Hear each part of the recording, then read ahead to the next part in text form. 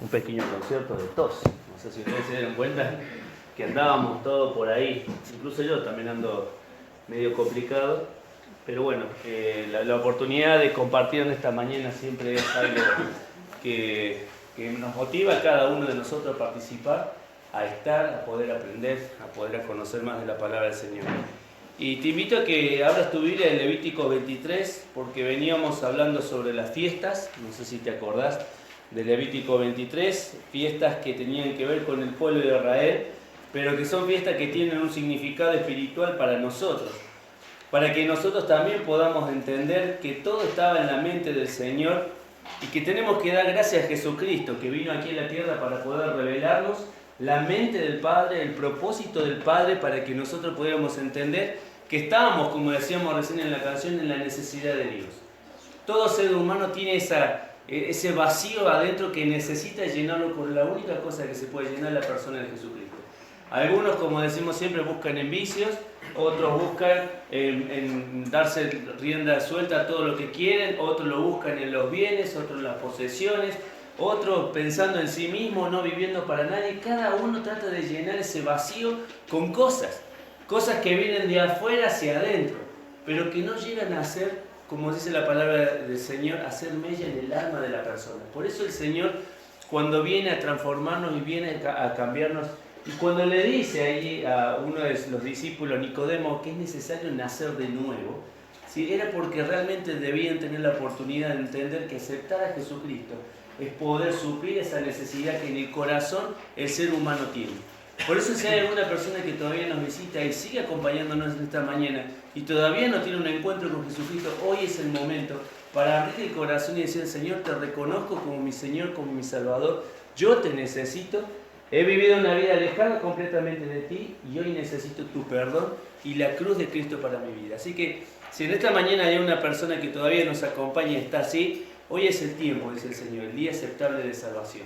Y dice el capítulo 23, ¿sí? Habíamos visto la fiesta de Pascua, habíamos visto también, aparte de la fiesta de Pascua, habíamos visto la fiesta de los panes sin levadura, ¿sí? Después llegamos a ver la fiesta de las primicias.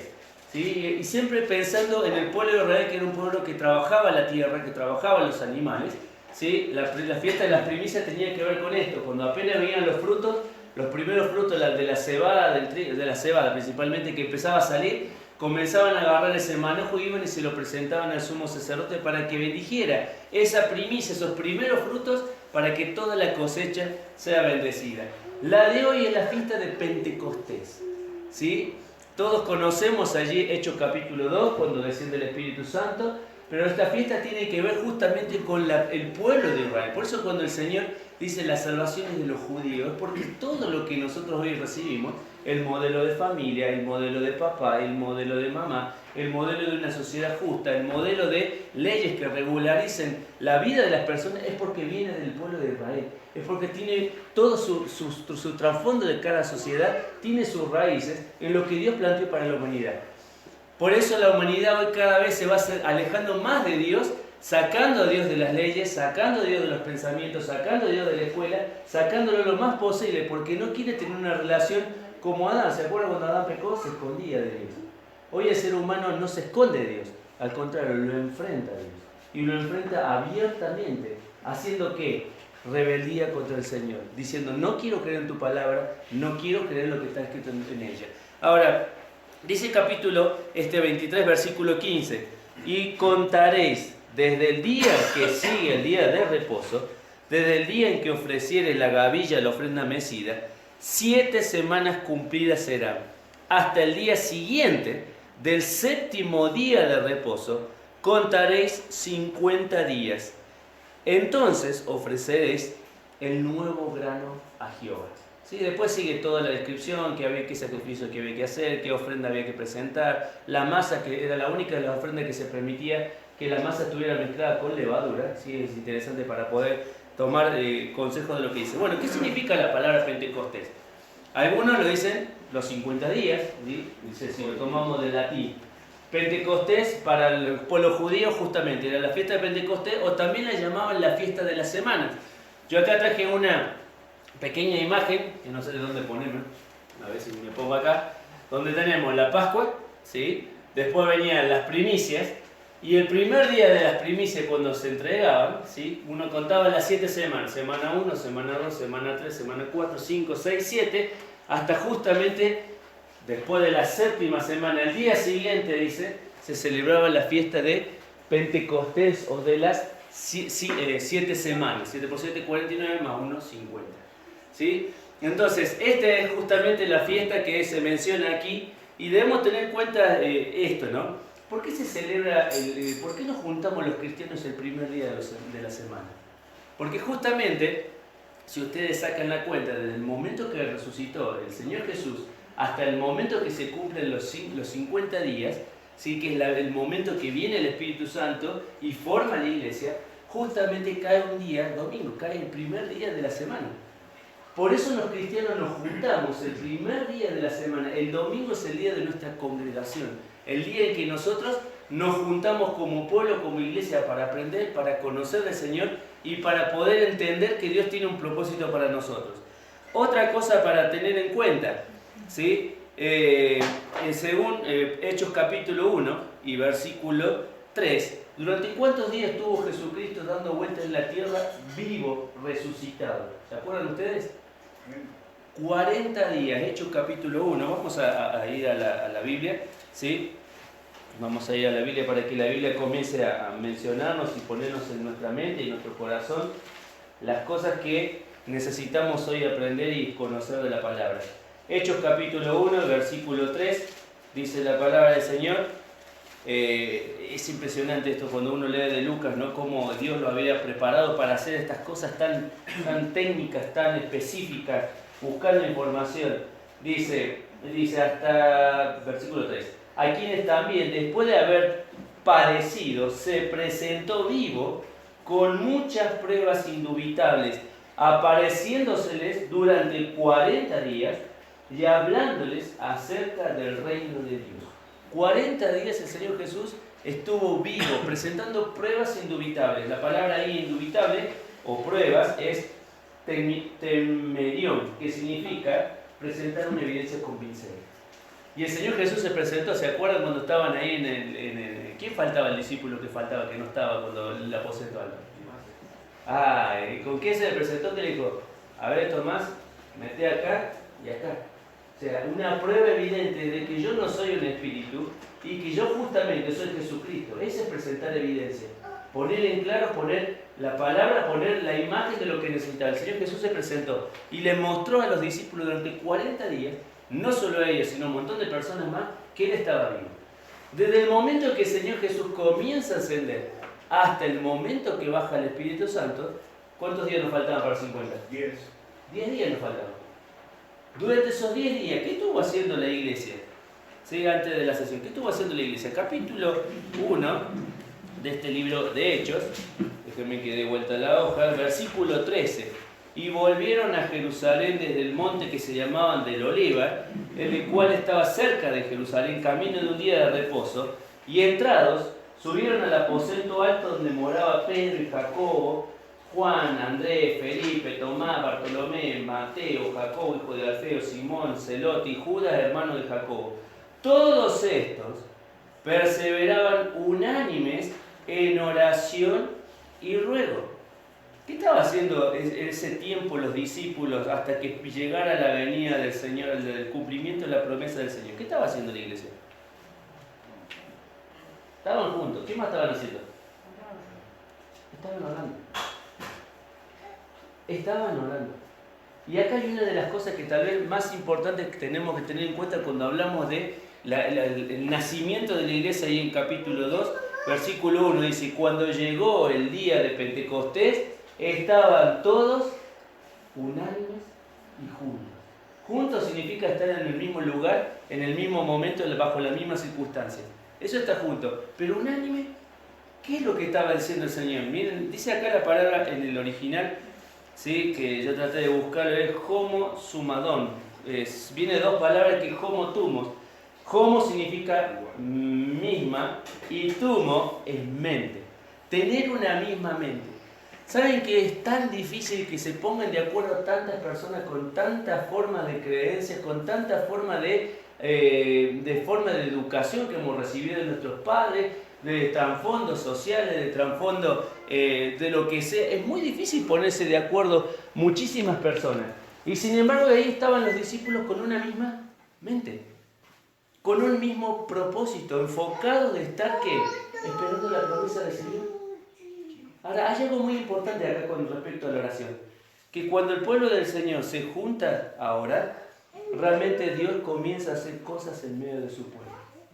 ¿Sí? Y esto es algo que como iglesia tenemos que hacer un replanteo de nuestras vidas, de nuestros objetivos, de nuestros propósitos. ¿Para qué estamos aquí en la tierra? Porque muchas veces hablamos del poder de la oración, del estar orando junto con otros, ¿sí? De estar participando en el momento de oración, y a veces cuando convocamos para estar presente en la reunión, no estamos allí para orar con nuestros hermanos. Ah, pero yo puedo orar en mi casa. Sí, ¿sabías que hay un momento donde uno debe ejercitar la oración personal? ¿No dijo el Señor allí en Mateo capítulo 5, entrado en tu casa, en tu aposento, cerrada la puerta, tenés que estar orando?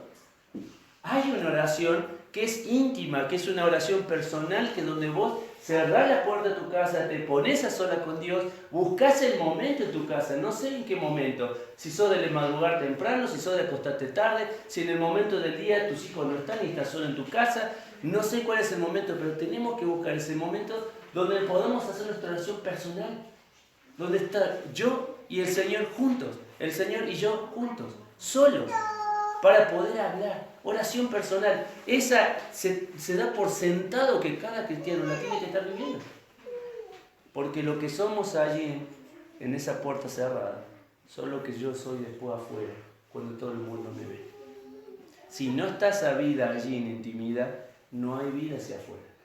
Cuando yo dejo ese lugar sin cumplir, mi vida es una religiosidad, donde tomo cosas de la religión, cosas del cristianismo y las voy aplicando a mi vida, pero realmente no estoy viviendo como Dios quiere, una vida de relación con Él. Entonces, ese es el primer momento. Mateo 5, oración personal. Pero hay un momento donde está la oración congregacional. Los dos versículos que leíamos, ¿qué estaba haciendo el pueblo de Dios? Estaba juntos. Estaban allí con la misma mente. Si queremos aprender a pensar de la misma manera que Dios quiere, con el mismo propósito para este lugar, tenemos que empezar a ponernos de rodillas como pueblo de Dios. Tenemos que empezar a ponernos de rodillas como pueblo de Dios. Ya no como individuos, como un cuerpo que camina. Si hay un cuerpo y hay distintos miembros, ¿cuántas cabezas tiene el cuerpo? Una. ¿Y cuál es entonces la cabeza? Supuestamente, el libro de Efesios y el libro de Colosenses lo dice, es Cristo la cabeza de la iglesia. Y si Cristo es la cabeza de la iglesia, ¿por qué los miembros no dependen de esa cabeza? El hecho de que nosotros oremos como pueblo, como iglesia, habla de nuestra necesidad de Él. Si yo no oro para salir a trabajar, no oro para enfrentar el día, no oro para compartir la palabra, no oro para salir a la iglesia, y no estoy orando y no estoy en dependencia con el Señor, ¿sabes lo que estoy diciendo? Yo no necesito de Dios. Mis capacidades, mi forma de ser, lo que yo conozco, me bastan. Y Dios me está diciendo, necesitas de mí. Por eso oramos personalmente, pero por eso oramos congregacionalmente. ¿Qué es para vos un día jueves? ¿Qué es para vos un día miércoles si estás en otra localidad? Acá nomás San Martín se junta un miércoles. Te vas para el sur, se juntan un miércoles. Te vas a Córdoba, conociendo a mi familia, se juntan el miércoles. Buenos Aires, cuando estaba leyendo, ¿dónde se juntaba? Día de la ¿qué día era? Martes. La iglesia donde estaba yo en Córdoba era martes. Hay un día en la semana donde el pueblo de Dios se juntaba. ¿Y saben cuál del día que venía el rapto? Martes, miércoles y jueves. Era el día que menos existía la gente. ¿Y qué estamos diciendo como pueblo? ¿Qué estamos diciendo con nuestras acciones? Que no es necesario tanto orar juntos. Yo puedo orar en mi casa. Yo puedo orar ahí en mi casita solo. Y el Señor te está diciendo, y nos está mostrando con la palabra, lo importante es la oración. Ahora, quiero que veas estas cositas que están acá, ¿sí? Con respecto a la oración. Capítulo 3 de primera de Hechos, que estamos acá. Capítulo 3, versículo 1. Fíjate qué es lo que estaban haciendo acá. Pedro y Juan subían juntos al templo a la hora novena de la oración. ¿Qué estaban haciendo? Yendo al templo para orar.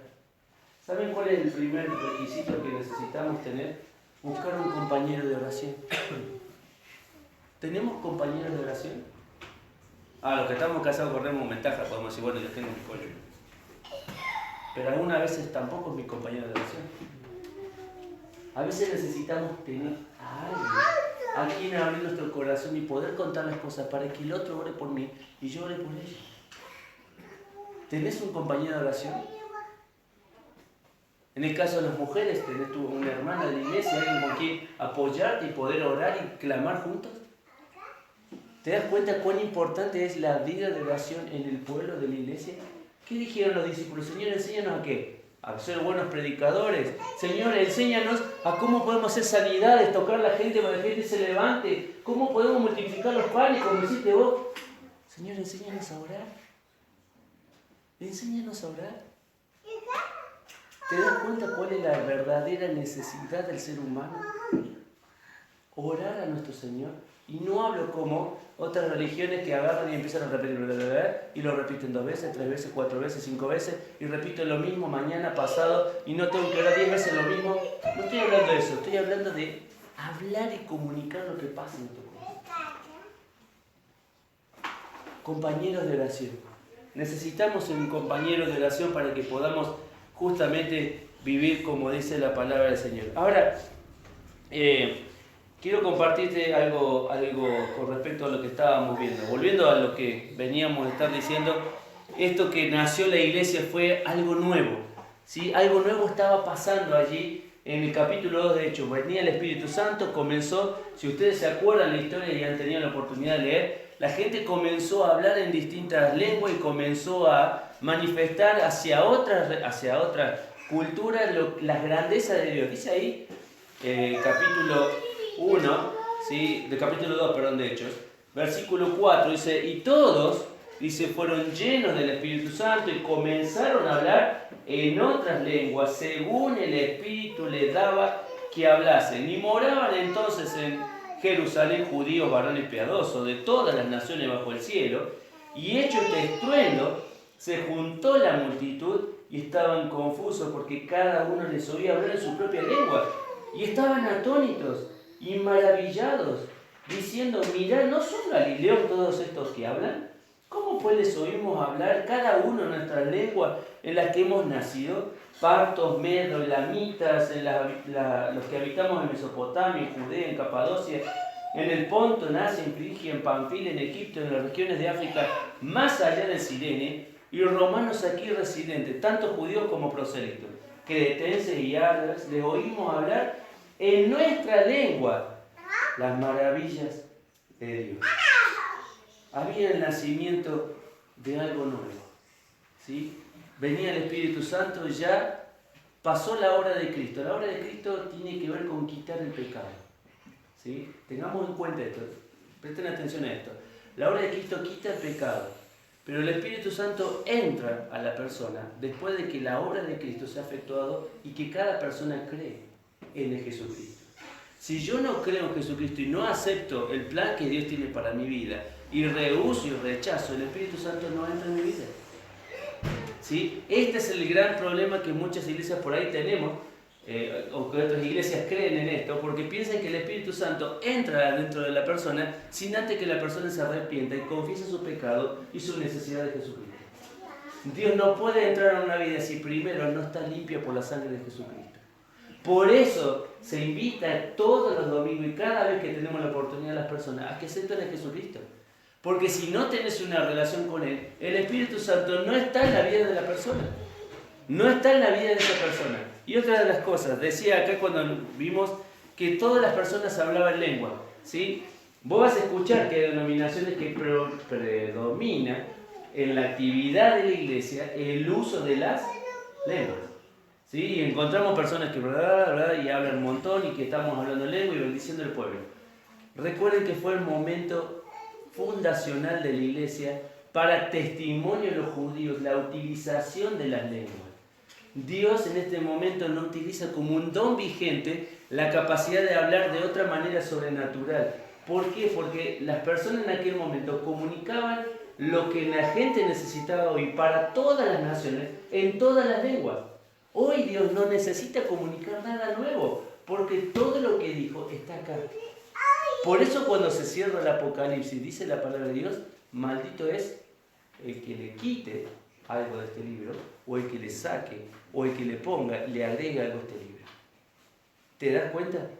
El hecho de que Dios haya permitido que justamente las personas en aquel momento hablaran en lengua fue para un momento determinado en la historia de la fundación de la iglesia y para testimonio de los judíos. Entonces hoy no quiere decir que Dios no va a utilizar ese don, pero no es un don vigente dentro de la iglesia. Y esto podríamos hablar en un momento, en otro momento más, con más detalle. Capítulo 2, versículo 4 de Hechos decía, y todos fueron llenos. ¿Qué es la palabra lleno? Completo. Ahí en el original usa plesó, proveer, cumplir, embeber, rellenar, colmar. ¿Sí? Son todas las acepciones que tiene la palabra lleno. Pero de las primeras de las cosas, ¿qué fue lo que le dijo el Señor? Le iba a dar la promesa del Espíritu Santo. Un poder, dice la palabra del Señor, para testificar. Capítulo 1 del libro de Hechos, versículo 8.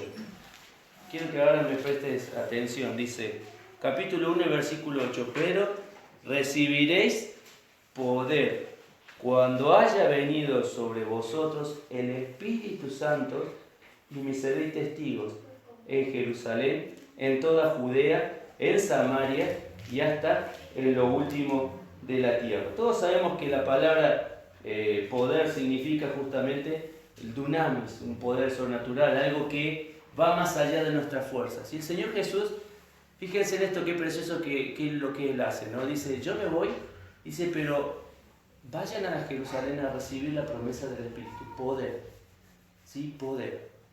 Muchas veces nos hemos olvidado de que el Espíritu Santo que mora en nosotros es un poder de Dios para testificar a otros.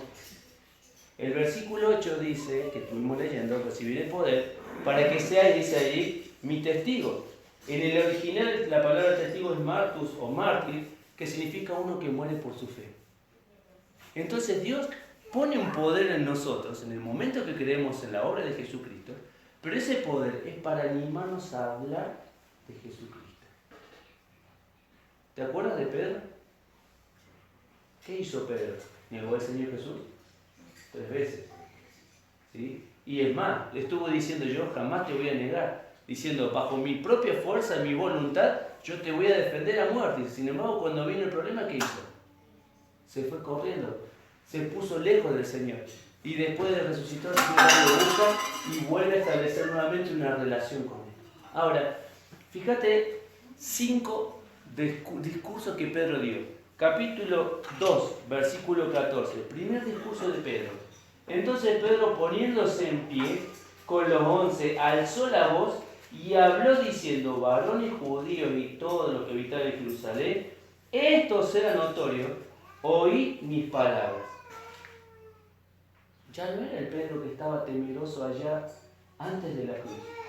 Era un Pedro que se ponía de pie y hoy comenzaba a testificarle a las personas, aprovechando las circunstancias de que Jesucristo era justamente el que había dicho que era.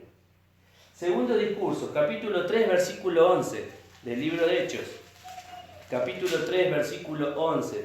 Y teniendo, dice, asidos a Pedro y a Juan, dice, el cojo que había sido sanado, todo el pueblo atónito concurrió a ellos al pórtico que se llamaba de Salomón.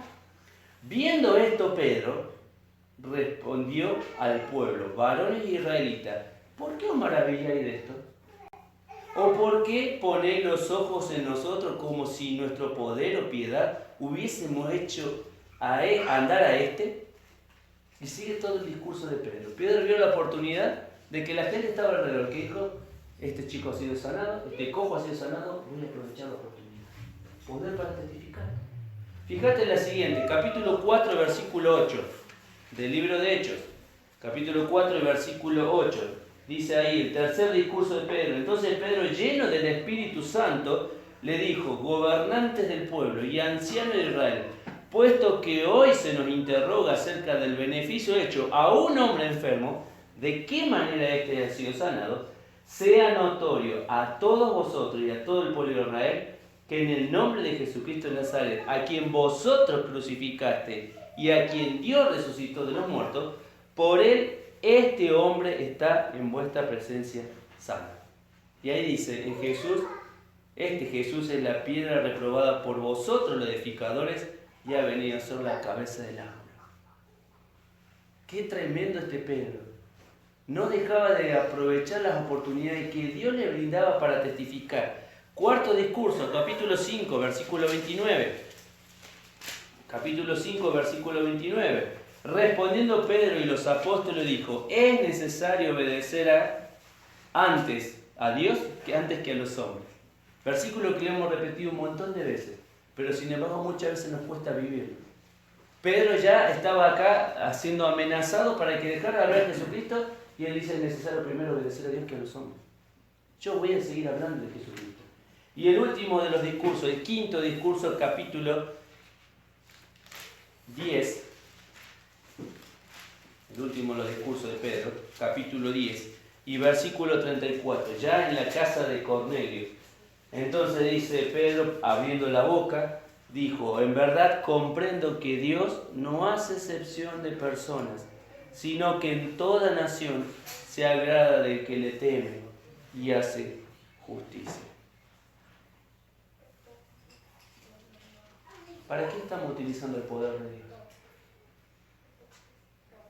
¿Lo estamos utilizando para hablarles a otros de Jesucristo?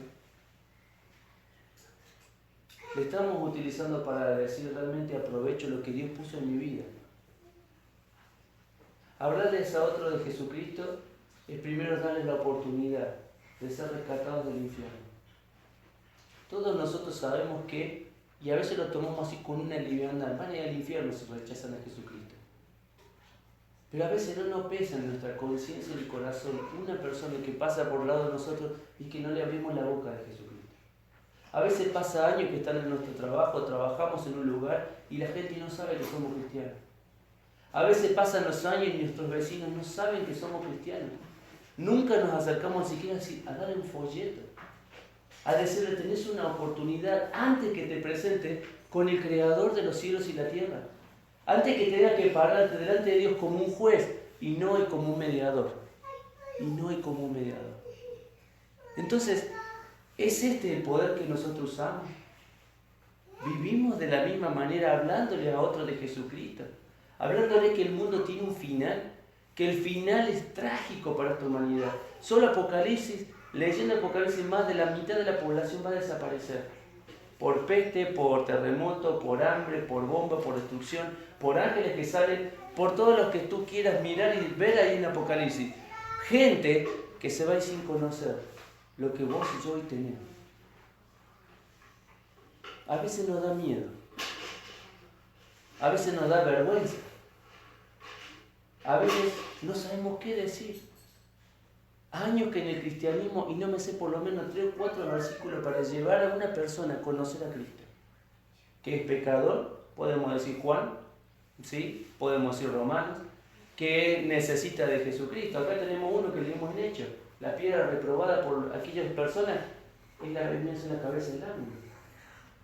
Y podríamos citar 3, 4, 5 versículos para llevar a otra persona a Jesucristo. ¿Estamos usando ese poder? ¿Esa capacidad que el Señor nos dio? Me recibiré poderes el Señor para ser testigos. Para eso tenemos el poder de Dios. ¿Vieron cuando Gálatas habla de que tenemos libertad para servirnos? Pero dice, no usemos la libertad para nosotros mismos. Tenemos el privilegio, poder de Dios. ¿Para qué descendió el Espíritu? Poder de Dios para acompañarnos y enseñarnos. San Juan capítulo 14. Tal vez es uno de los pasajes que también más conocemos de la obra del Espíritu Santo en nuestra vida. San Juan el capítulo 14. Dice allí en el versículo, San Juan capítulo 14, versículo 16 y 26. Están ahí nomás. Dice San Juan 14, promesa del Espíritu Santo. Versículo 16. Y yo rogaré al Padre, y os dará otro consolador para que esté con vosotros para siempre. El Espíritu de verdad, el cual el mundo no puede recibir porque no le ve ni le conoce, pero vosotros le conocéis porque mora en vosotros y estará en vosotros. Versículo 26, mas el Consolador, el Espíritu Santo, a quien el Padre enviará en mi nombre, Él os enseñará todas las cosas y os recordará todo lo que yo os he dicho. Dos cosas de ese poder que Dios ha depositado en su iglesia. Primero es el que nos consuela. Todos sabemos que en el original la palabra consolador significa paracleto, que significa uno que está llamado al lado. Qué bueno, cuando el Señor Jesús miró a Adán, dijo, no es bueno que el hombre esté solo. Y le puso Eva al costado. Cuando envió a los discípulos a hablar, los envió de 2 en 2. ¿Sí? Y cuando Él se iba a ir, dice, tranquilos, no se van a quedar solos, porque el Padre enviará a uno para que esté con ustedes. Wow, en ningún momento de la historia el Señor nos quiere dejar solos, sin su compañero. ¿Te das cuenta de eso? ¿Te das cuenta de lo que significa la palabra consolador? Uno que está al lado, uno que nos acompaña aún en los momentos más difíciles. Hoy hablamos cuando entramos y estábamos en una charla de educación de chicos, ¿sí? Hijos chicos, problemas chicos, hijos grandes, problemas de grandes, ¿sí? Pero el Espíritu está allí para decir, no, poné palabra de Dios en tu vida y yo te voy a hacer recordar los versículos que necesitas. Porque esa es la segunda función del Espíritu. Dice allí versículo 26, el Consolador al que el Padre enviará, os enseñará y os recordará. ¿Sabes lo que significa la palabra ahí enseñar? Significa un didáscalo, dice alguien que nos imparte enseñanza, instruye. Y recordar la palabra de Dios y acordarnos de ello para aplicarlo en nuestra vida. O sea que no solo el Señor dice, no te voy a dejar solo, sino que también te voy a enseñar. ¿Cuántos nosotros necesitamos de ese maestro que nos enseñe? Que nos enseñe a dejar hábitos malos, que nos instruya en caminos y en hábitos buenos. Para eso está el Espíritu. Para confrontarnos a nosotros mismos y decirnos, acá estoy yo, escuchar lo que tengo para decir. Poder de Dios para consolarnos, para enseñarnos. Poder de Dios para vencer y ayudar. Gálatas capítulo 5. Gálatas el capítulo 5. Gálatas el capítulo 5, versículo 16 y versículo 25. Dice, digo pues, andad en el Espíritu y no satisfagáis los deseos de la carne. Versículo 25. Si vivimos por el Espíritu, andemos también por el Espíritu. Es interesante que la palabra, ¿sí? Andad, que figura allí y que figura en los dos versículos en la cual estamos hablando, es la palabra peripatero, que significa moverse en toda dirección. ¿Qué significa? Yo me muevo, no sé, vine hoy al salón, me voy a casa, al lugar donde yo vaya, dice allí, debo andar en el Espíritu. Pero es interesante que esas dos frases, en él, significa cata. ¿Sí? Y cata en el original, la explicación es estar bajo de. Cuando vos tomas toda la idea, dice, para todos los lados donde nosotros nos movamos, estemos bajo la guía del Espíritu. ¿Te das cuenta qué precioso esto? Y lo dice en un contexto donde habla de nuestras bajezas como seres humanos que tenemos. Dios dice, hay victoria para poder vencer nuestras propias cosas que no podemos dejar. ¿Te cuesta dejar mentir? Andar en el Espíritu. ¿Te cuesta ser sincero? Andar en el Espíritu. ¿Te cuesta decirle perdón a un hermano? Andar en el Espíritu. ¿Te cuesta perdonar al hermano? Andar en el Espíritu. ¿Te cuesta controlar tu lengua? Andar en el Espíritu. ¿Te cuesta controlar tus emociones, tus impulsos cuando te enojas y empezás a estallar? Y a veces pensamos que si me descargo, listo, ya saqué toda la bronca que está dentro. Y el cristianismo, la palabra dice que el Espíritu de Dios también es dominio propio. No puedo andar reventando y pateando todas las cosas porque me enojo. Presta atención porque eso le están enseñando a la escuela a tus chicos. Psicología. No, descarga tu bronca. Entonces patea todo. Después que pateas estás más tranquilo, ya estás mejor. Eso no es dominio propio. ¿Te das cuenta por qué el Espíritu mora en nosotros? Porque no solo nos enseña, no solo nos consuela, sino que nos da el poder para vencer. No hay forma de vencer nuestra carnalidad, nuestra bajeza, por autoimponernos cosas en nuestras vidas. Por más que parezcan razonables, la única forma de vencer los apetitos de la carne es a través del poder del Espíritu. No hay otra. No hay otra manera de vivir. Dice allí, y había puesto acá algo como para tener en cuenta, que no es lo mismo que el tema del ascetismo, ¿no? Acompáñenme a Colosenses capítulo 2. Sí, justamente Colosenses habla de estas cosas, estas falsas enseñanzas, ideologías y cosas que se ponen en la mente del corazón diciendo que se necesitan hacer para poder dominar la carne. Y dice acá capítulo 2, versículos 20 al 23. Dice, y si habéis muerto con Cristo, en cuanto a los rudimentos del mundo, ¿por qué os queréis como si viviese en el mundo? Os sometéis a preceptos tales como no manejes, ni guste, ni aun toque, en conformidad al mandamiento y doctrina de hombres, cosas que todas se destruyen con el uso. Tales cosas, ¿sí?, el trato riguroso de nuestro cuerpo, tienen a la verdad cierta reputación de sabiduría, en cultos voluntarios, en humildad y en duro trato del cuerpo. Pero fíjate lo que dice, pero no tienen valor alguno contra los apetitos de la carne. Todos nosotros en algún momento tuvimos un vicio, ¿no? No lo miran a Leandro, sí, por favor. Estamos hablando de vicio. Todos muchas veces hemos pasado por algún vicio. ¿Sí? En la familia donde estábamos nosotros, incluso yo antes de conocer a Jesucristo, había este tema de tomar. ¿Sí? Un vicio del alcohol. No estoy diciendo que fui un borracho tirado todos los días, ¿no?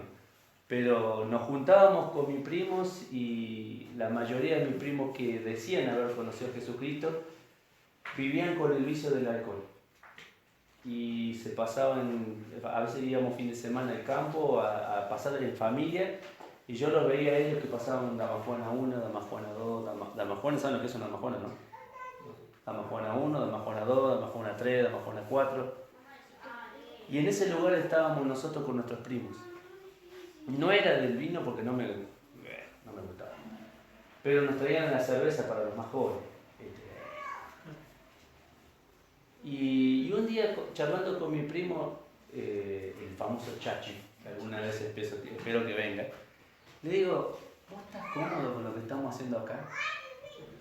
Me dice, yo no estoy cómodo, primo. Dice, ¿te das cuenta por qué es importante tener un compañero? Le digo, ¿por qué no dejamos de venir? No más. Dejemos de venir, no nos quedemos, no participemos de esto. Y empezamos a dejar aquello que era de estorbo para nosotros. He conocido personas que han sufrido con el cigarrillo, ¿sí?, y que les cuesta dejar. Por más que hagan un duro trato del cuerpo, no, hoy ni uno, mañana tampoco, no van a poder vencer. Porque por más que tengan una característica, como dice acá, que tenga una reputación de ser algo bueno, el dominio, yo voy a poder, necesitamos la obra de Cristo. Es solo Cristo el que nos da libertad. Dice que conocerán la verdad y la verdad nos hará libres. Dios no quiere personas esclavizadas. Al contrario, nos ha dado la libertad en Cristo. Mi suegra es una de las personas que también fumaba muchísimo antes de conocer a Cristo. ¿Sí? ¿Y dónde está? Dejó el cigarrillo. ¿Cuándo? En el momento que aceptó a Jesucristo. ¿Por qué? Porque hay un poder en nosotros para vencer. No son tus buenas intenciones, no son tus buenas, si bien hay una parte de irresponsabilidad de nosotros, hay una parte de irresponsabilidad de nosotros, como por ejemplo no exponernos. Si yo sé que en una fiesta me van a invitar alcohol, vamos a fumar y tal vez haya droga y haya un montón de cosas, el cristiano no tiene que decir, me presento acá y soy fuerte, no me va a pasar nada. Al contrario, lo evita. Lo evita al problema, a la circunstancia. Por eso dice Proverbios, somos avisados. Avisados para dejar qué cosa. Las consecuencias que vienen al frente de nosotros. Es como el cartel que te señala en la ruta, viene la curva. Y curva cerrada. Ah, no, pero yo a 120 la paso. Sí, la pasada 2 vueltas. ¿Te das cuenta? Acá hay poder de Dios. La palabra de Dios se vivifica. Nos da el poder para vencer. Poder para vencer, decíamos recién. Y te invito a una más, ¿sí? Hay Efesios capítulo 1. Efesios capítulo 1 y ya vamos terminando. Efesios capítulo 1, versículo 13 y 14. Tengo un guitarrista por ahí atrás. Dice, Efesios capítulo 1, versículo 13 y 14. Dice, en él también vosotros, habiendo oído la palabra de verdad, el evangelio de vuestra salvación, y habiendo creído en él, fuiste sellado con el Espíritu Santo de la promesa, que es la arra de nuestra herencia hasta la redención de la posesión adquirida para la alabanza de su gloria. Dice allí, es nuestro sello. Es frágil en el original, que quiere decir la marca de algo.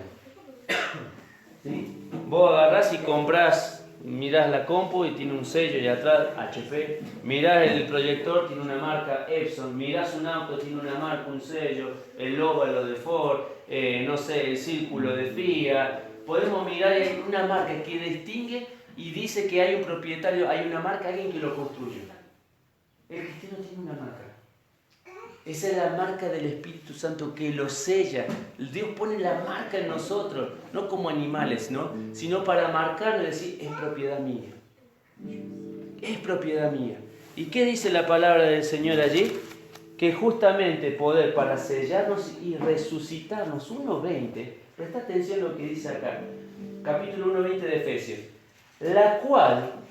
Dice, bueno, ahí está hablando sobre una oración. Por esta causa dice, cuando comienza el versículo 15, habiendo oído de vuestra fe en el Señor y habiendo oído de vuestro amor, no ceso de hacer. Y estaba orando.